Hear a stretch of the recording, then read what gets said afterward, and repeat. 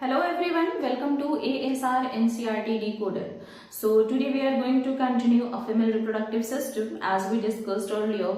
So in female reproductive system, we have to know what the organs are present in it and even though what the functions are. Okay. So one by one we are going to know the name. The very first thing you know about is ovary.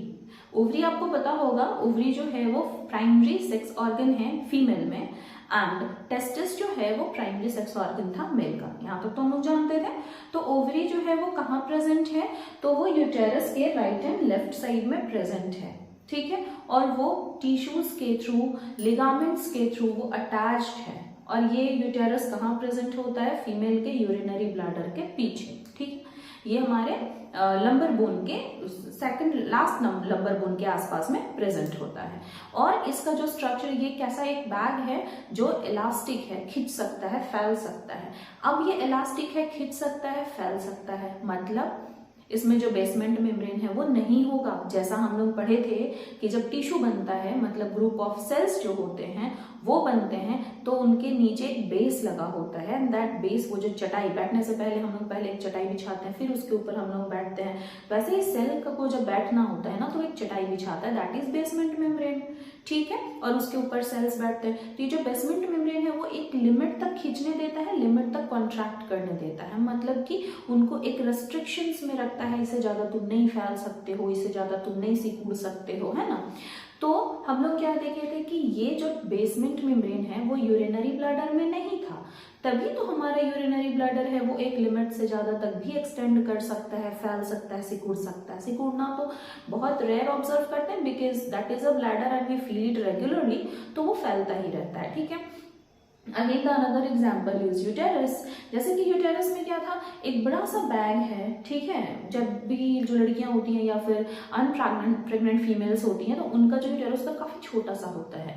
लेकिन जैसे ही pregnancy आती है तो वो जो uterus है उसका बढ़ना शुरू हो जाता है, वो फैलने लग जाता है। तो अगर बेसमेंट मेम्ब्रेन होता तो वो फैलता नहीं ना, इसीलिए बेसमेंट मेम्ब्रेन नहीं होता है, ठीक है। तो चलिए ओवरी को हम लोग बाद में डिस्कस करेंगे, पहले हम लोग यूटेरस के पार्ट्स को देख लें। तो यूटेरस जो है उसके जो पार्ट्स हैं वो कैसे हैं, अगर उनको नेम वाइज डिवाइड किया जाए या सेक्शन वाइज भी डिवाइड किया जाए तो अलग अलग सेक्शंस में उनको डिवाइड करेंगे, ठीक है। तो first I am going to introduce the organs. What is this one is known as cervix. ये क्या है, सर्विक्स है, ठीक है। एंड यहाँ पे क्या प्रेजेंट होता है, this one is vagina, and both together they are known as what, birth canal. Got it? So this is the cervix, the opening here, the narrow opening is known as cervix and this one is vagina. Both together they are known as birth canal. Again this one is what, ये तो हमें पता ही था, ये क्या है हमारा, ovary है। Now this one is fallopian tube tube like structure है, तो ऐसे भी याद रखने में बहुत ज्यादा दिक्कत नहीं होगा, फेलोपियन ट्यूब। और एक और इसका नाम क्या है, ओविडक्ट। डक्ट मतलब पाइप, ओवा को ले जाने वाला pipe, that's why it's name is oviduct, ठीक है। Now have a look here. ये फिंगर लाइक प्रोजेक्शन जो है ना, और यहाँ पे आप देख रहे हो हथेली जैसा स्ट्रक्चर, ये ऐसा हथेली जैसा स्ट्रक्चर, इसको हम लोग बोलते हैं इन्फंडिबुलम, इन्फंडिबुलम, ठीक है।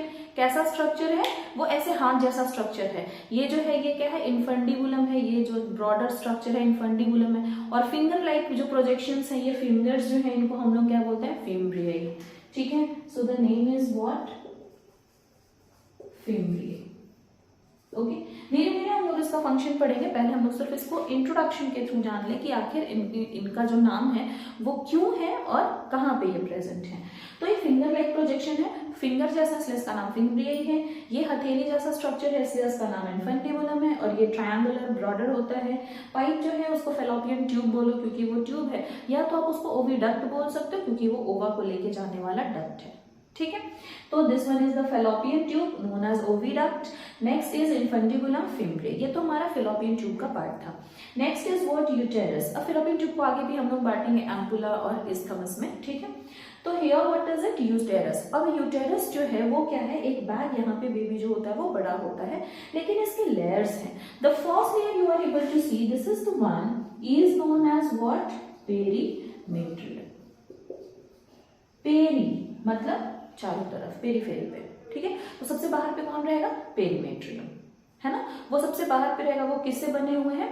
वो कनेक्टिव टिश्यूज से बने हुए हैं, उनमें कनेक्शंस हैं, ठीक है। कनेक्टिव टिश्यूज आप किसको बोलते थे? Connective tissues, that the category of the tissue is की उसमें बोन होता था, उसमें कार्टिलेज होता था, उसमें लिगामेंट्स होते थे, टेंडन्स होते थे, उसमें एरियोलर एडिपोज टिश्यू हुआ करता था, ब्लड होता था। आधी बात समझ में? And the black one here, the second one is what? Myometrium. Myometrium. तो मायो मतलब मसल्स, है ना। तो क्या कैसे याद रखेंगे? एम से मायो, एम से मसल्स। तो मायोमेट्रियम जो है वो मैस्कुलर है, मसल्स है उसमें, ठीक है।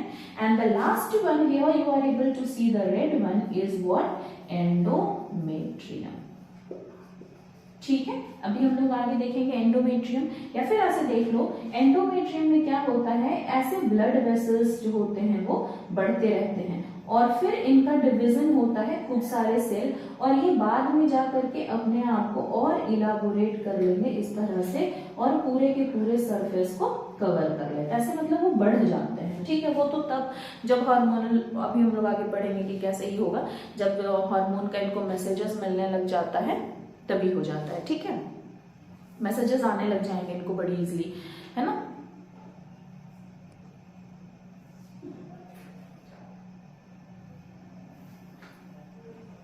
ये हम लोग पढ़ेंगे कि कभी इसका करना है,